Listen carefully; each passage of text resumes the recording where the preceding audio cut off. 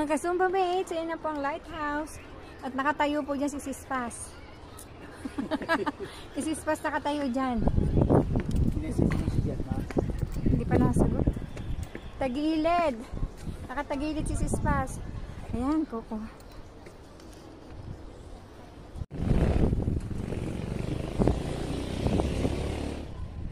Yan, mga ka-troops. Ayan, si Mister. Nakuhaan ko na siya ng picture. Dito tayo sa lighthouse. Ayan. Dito tayo sa Ilocos. Thank you so much.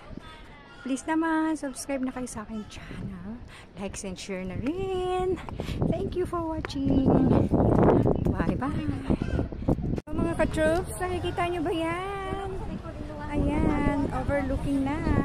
Galing kami dyan sa baba. Nandito kami sa lighthouse. Ano ba to? Ilocos pa rin? Ah, hindi na tayo akit doon. Tama na na. 300.